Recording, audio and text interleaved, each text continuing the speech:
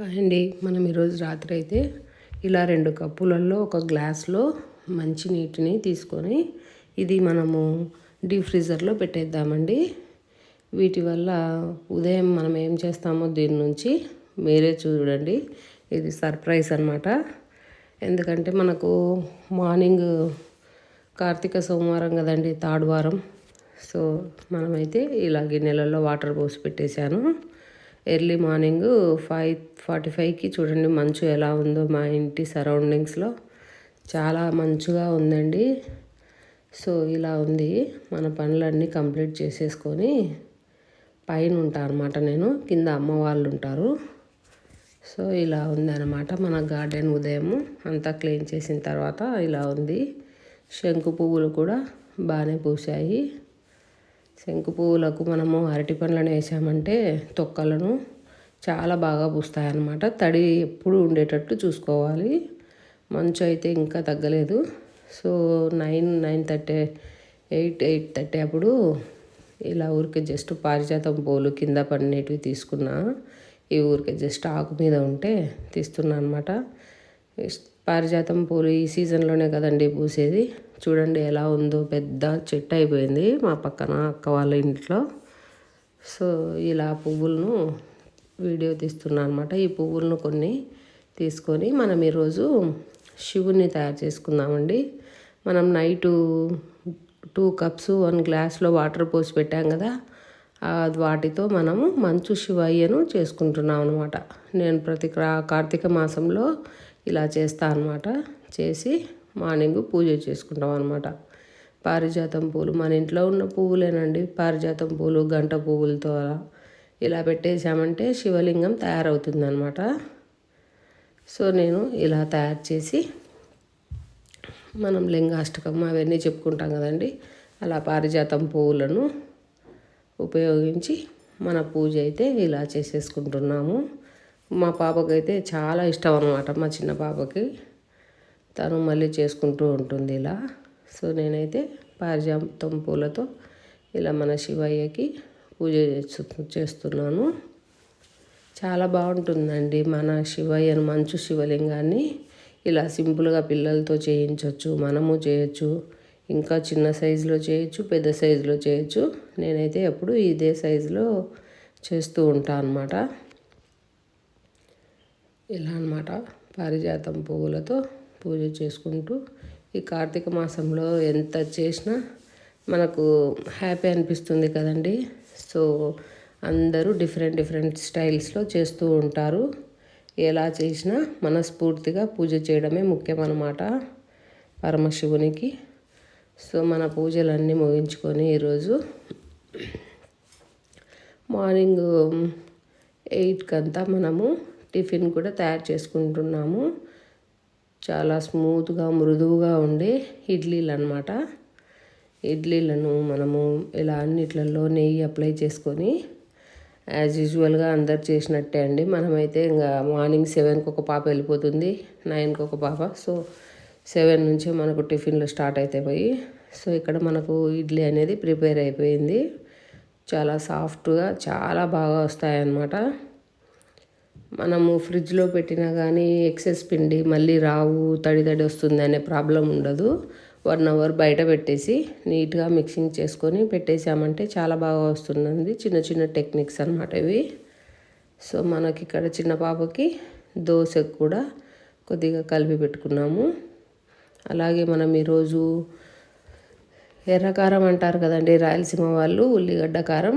ఇది మనము ముందు రోజే ప్రిపేర్ చేసుకొని గట్టిగా కొంచెం ఉప్పు, కారము, కొబ్బరి ఎక్కువ వేసుకొని ఇలా ఎక్కువ ప్రిపేర్ చేసుకొని మనకు ఎప్పుడు కావాలనుకుంటే అప్పుడు ఇలా కొద్దిగా తీసుకొని కొంచెం వాటర్ అప్లై చేసుకొని మిక్సింగ్ చేసుకోవాలన్నమాట. ఈ పచ్చడిలో మనకు గట్టిగా కావాలంటే కొంచెం దోశలోకి అందుకు తినొచ్చు, కాకపోతే ఇడ్లీలోకి అందుకు కొంచెం లూజ్గా ఉంటే బాగుంటుంది కదా.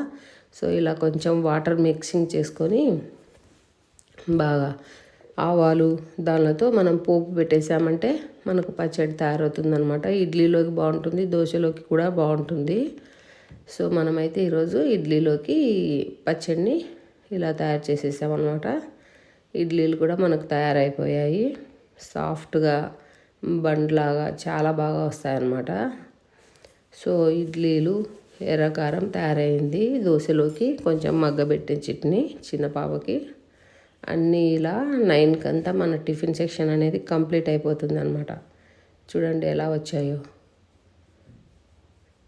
సో ఇలా మృదువైన ఇడ్లీలను మనం ఇంట్లోనే ఈజీగా ప్రిపేర్ చేసుకోవచ్చు అండి. ఆర్కలు కొర్రలతో కూడా చేసుకోవచ్చు. ఇక్కడైతే ఒకరికి టిఫిన్ పార్సిల్ అవుతుంది. ఈ పచ్చడిని ఒకసారి ఇలా ట్రై చేయండి మీరు కూడా, చాలా బాగుంటుంది. ఇక్కడ చిన్న పాపకు కూడా మనము దోశలను ప్రిపేర్ చేస్తున్నాం అనమాట. దోశ పిండి కూడా నేను నైట్ అంతా నానబెట్టామండి. మార్నింగ్ లేస్తానే బియ్యాన్ని నానబెట్టేసి ఆఫ్టర్నూన్ వరకు మ్యాక్సిమం 6 అవర్స్ పెట్టేసుకొని 12-1 గ్రైండర్ పట్టేసుకుంటాము. ఒక 2 అవర్స్ బయట కొంచెం ఫర్మెంటేషన్ కోసం పెట్టేసి ఫ్రిడ్జ్లో పెట్టేస్తామన్నమాట. ఇంకా మనకు అది పులుపు అనేదే రాదు, చాలా బాగుంటుంది. పిండి కూడా నైట్ అంతా పెట్టి పులుపాల్సిన అవసరమే లేదండి. దీంట్లో మనం సోలా పొడి కూడా యాడ్ చేయను నేను, ఓన్లీ సాల్ట్ మాత్రమే యాడ్ చేస్తాను. అయినా కానీ చాలా బాగా వస్తాయన్నమాట దోశలు. సో నైట్ అంతా పెట్టాల్సిన అవసరమే లేదండి. చూడండి ఎలా కాలిందో, గోల్డెన్ కలర్లో. మనము స్మూత్గా కాల్చుకోవచ్చు, గట్టిగా కాల్చవచ్చు, చాలా బాగా వస్తాయన్నమాట. ఇలా ఇనుప ప్యాన్లలో చేసుకోండి. నేను కూడా చాలా ఇయర్స్ నాన్ స్టిక్ ప్యాన్స్ వాడేదాన్ని. సో వాటి వల్ల హెల్త్కి కూడా కొంచెం ప్రాబ్లమ్స్ వస్తాయి కాబట్టి అవి అవాయిడ్ చేసేసి ఇనుపు ప్యాన్స్ను వాడుతున్నాను అనమాట. సాధ్యమైనంత వరకు తగ్గిస్తున్నాను నాన్ స్టిక్. ఓన్లీ ఇలా మంచి వినోద్ బ్రాండెడ్ స్టీల్వి, అలాగే ఇలా ఐరన్వి ఇలానే వాడుతున్నాము, గాజువి.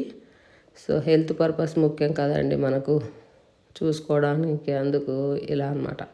ఇలా అయితే మార్నింగ్ దోశ కూడా అయిపోయింది. ఇక్కడ చక్కగా మా బుడ్డమ్మ దోశ చట్నీ తింటుందన్నమాట. ఇంకా మనకు నెక్స్ట్ టిఫిన్ సెక్షన్ అయిపోయిన తర్వాత స్ట్రాంగ్గా ఉండడానికి కొంచెం టీ పెట్టుకుందామని చెప్పి టీ కూడా స్టార్ట్ చేసేసాను. అది నేను అక్కడ నుంచి ఇక్కడికి వచ్చేలోపే పొంగిపోయిందనమాట.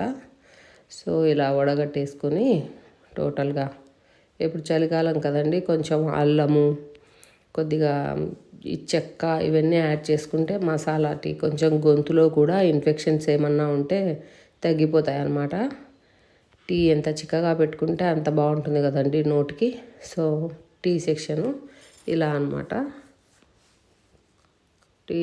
ఇలా టీ చేసుకొని తాగేసిన తర్వాత మనము ఆఫ్టర్నూను ఇలా పల్లీలను తీసుకున్నాను, ఒక 1/2 kg పల్లీలు బాగా రోస్ట్ చేసుకోవాలన్నమాట. ఎంత బాగా రోస్ట్ చేసుకుంటే మనకు అంత బాగా ఇది మనకు పల్లీల చట్నీ బాగా టేస్టీగా ఉంటుందన్నమాట, పల్లీల పొడి. సో పల్లీలను అయితే ఇలా మంచిగా బాగా పటపట అనే వరకు మనం వేయించుకోవాలి ముందుగా. చల్లారిన తర్వాతనే మిక్సీ పట్టుకోండి. పల్లీలు ప్లస్ ఇలా ఏమంటారు కరివేపాకు తగినంత మనము ఇలా వేసేసుకోవాలి. కరివేపాకు ప్లస్ పల్లీలు, వెల్లుల్లి, కారము, ఉప్పు, జీలకర్ర ఇవన్నీ వేసుకోవాలన్నమాట ఈ పల్లీల పొడికి. సో మనమైతే ఇలా వేసేసాం కదా, ఎందుకంటే చల్లగా అయిపోయిన తర్వాత వేస్తేనే మనకు పొడి అనేది పొడి పొడిగా వస్తుంది. కొంచెం వేడిగా ఉన్నప్పుడు వేస్తే ముద్దలా అయిపోతుంది అనమాట.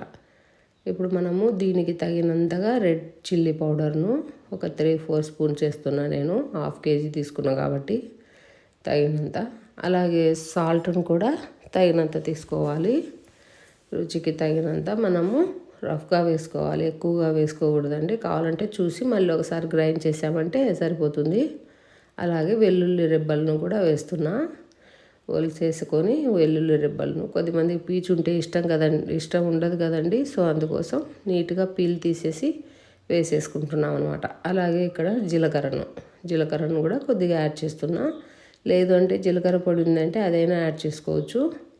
వీటన్నింటిని ఒక 2-3 టైమ్స్ మిక్సీ పట్టామంటే ఇలా వస్తుందన్నమాట. ఇది ఒక ప్లేట్లోకి తీసుకొని ఇందులో కొంచెం వేడి ఉంటుంది కదండి, అది కొంచెం చల్లారే వరకు ఇలా ప్లేట్లో పెట్టేసుకుందాము. ప్లేట్లో పెట్టేసుకొని చల్లగా అయిపోయిన తర్వాత గాజు ఎయిర్ టైట్ కంటైనర్లో మనం దీన్ని పెట్టేసుకుంటే మనకు ఒక 1 వీక్ యూజ్ అవుతుందన్నమాట. వేడి వేడి రైస్లో, దోశ, ఇడ్లీ, దేంట్లో అయినా ఉప్మా వేసుకోవచ్చు అనమాట. సో ఒకసారి ప్రిపేర్ చేసి పెట్టుకుంటే 1 వీక్ వరకు మనకు టెన్షన్ ఉండదన్నమాట. పల్లీల చట్నీ, నెక్స్ట్ తెల్లది పుట్నాల పప్పు ఉంటుంది కదా, అదే అనమాట. మన రాయలసీమలో ఆ రెండు ఉంటే ఇంట్లో అన్ని పనులు అన్ని కూరగాయలకు సరిపోతుందన్నమాట. సో ఇంకా కొంచెం ఉంటే అది ఇంకో బాక్స్లో తీసి పెట్టేశాను.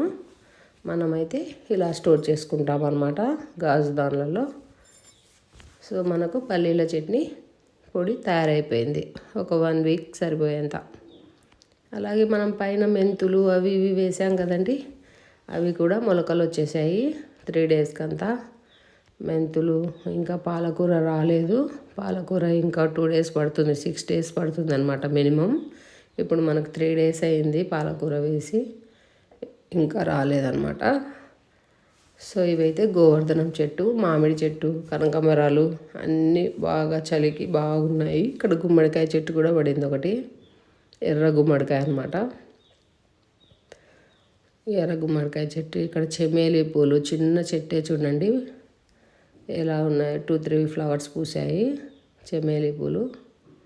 చాలా బాగుంటాయండి ఇవి కూడా, వైట్గా పొడుగ్గా పూస్తాయి. లాస్ట్ ఇయర్ పెద్ద చెట్టు ఉండిందండి కింద, అది కొంచెం పాడైపోయి అంతా చనిపోయింది. ఇది బిర్యానీ ఆకుల చెట్టు అనమాట. ఇవి కూడా అన్నీ తీసేసి మనం కటింగ్ చేసేసాము. అలాగే ఈవినింగ్ మనకు పూజ టైంలో బాల్కనీలో అనమాట ఎలా ఉందో బ్లాగ్ చెప్పండి.